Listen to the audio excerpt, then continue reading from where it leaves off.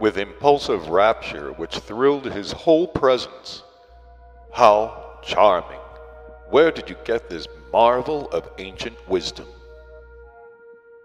And not ceasing to look at the said figure, and giving himself up to the feeling of his rapture, or more strictly speaking, with all his feelings coursing together through him, he further continued, "I myself am very much interested in all ancient art, but chiefly in Chinese, and that is why, of the 5 rooms given up to my collection, 3 are filled with productions of ancient Chinese work alone." Continuing to speak in this strain about his adoration for the production of ancient Chinese masters,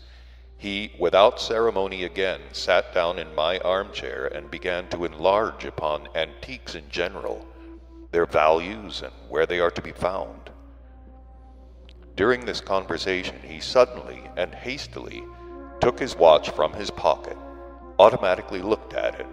stood up quickly, and, once on his feet, said, "How vexing! I am obliged to interrupt our chat, interesting to the highest degree,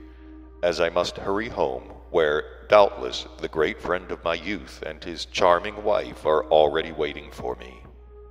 He is here for a short while, passing through on his way abroad from the provinces, and I have not seen him since we served in the same regiment and received different appointments,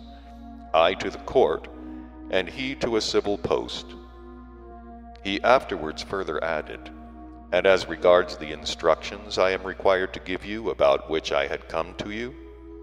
I will send my adjutant this very day, and he will explain everything to you, and no worse than I perhaps would." After this, with fussy self-importance, he left me. And indeed, on the evening of the very same day, as His Noble Excellency had promised me, one of his adjutants came to my house, who was still, as is said there, a young man, that is, a being who had only quite recently attained to responsible age. This adjutant of his, who came, had the very marked specific type of a terrestrial 3-brained being, whom in recent times among your favorites one has often come across, and who is very well defined by the words "Mama's and Papa's darling." This former "Mama's darling," when he arrived and began to speak with me, manifested himself at first towards me quite automatically according to the data fixed in his common presence by the rules enforcedly inculcated into him of what are called bon ton.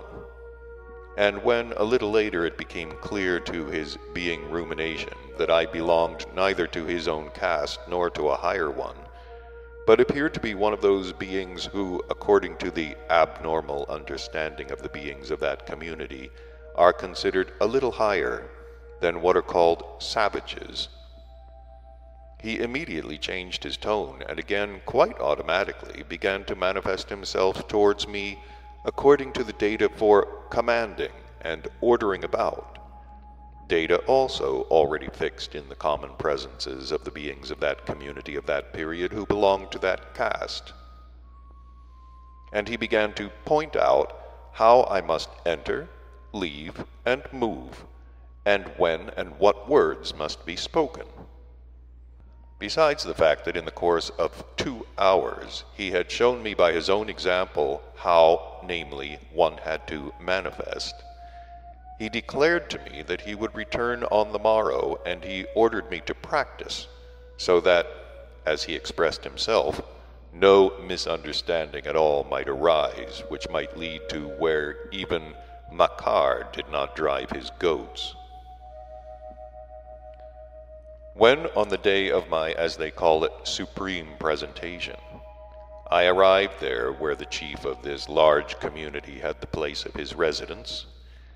I was met at the railway station itself by His High Excellency in person, who had arrived there accompanied by 5 or 6 of his adjutants, and from that moment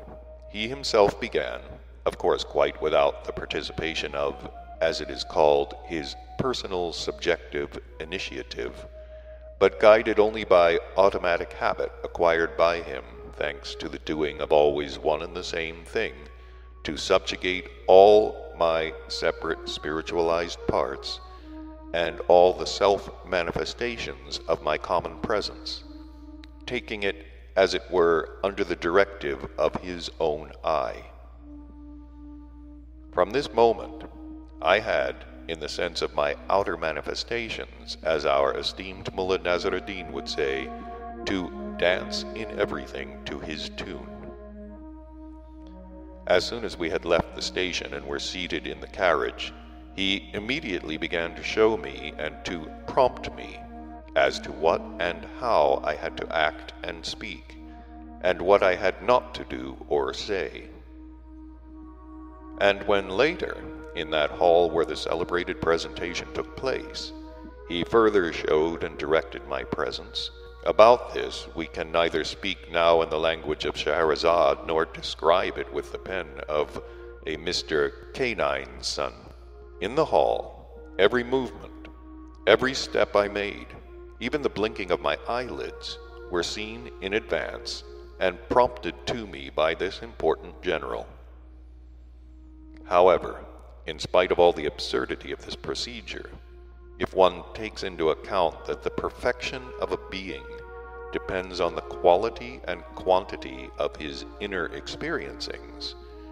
then objective justice demands that due must be given for this to your favorites, that on that day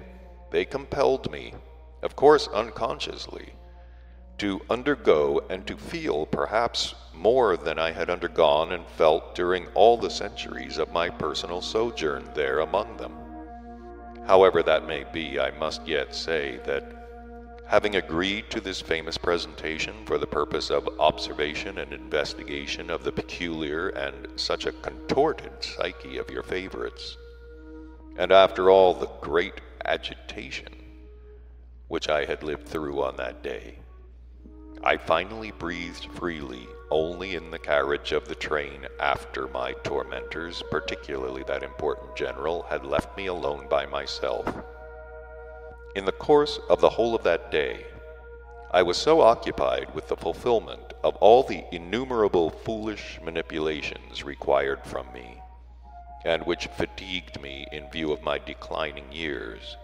that I did not even notice what the unfortunate emperor there looked like, and how he manifested himself in this comedy. Now, my boy, if you will strive to assimilate well the information about the subsequent events which happened to me, and which were the results of this famous presentation of mine to His Majesty the Emperor, then you will probably acquire the possibility of clearly picturing to yourself and well understand how, there among your favorites, particularly in this large community Russia at that period, their what is called individual significance,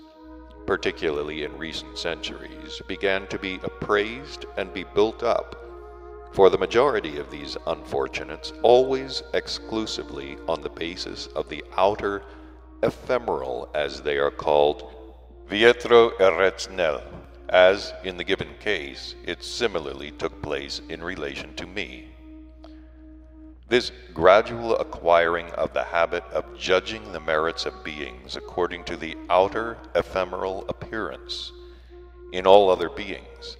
developed and continued to develop their imaginations, which became strengthened about this, that just in this consists the acquisition of being individuality,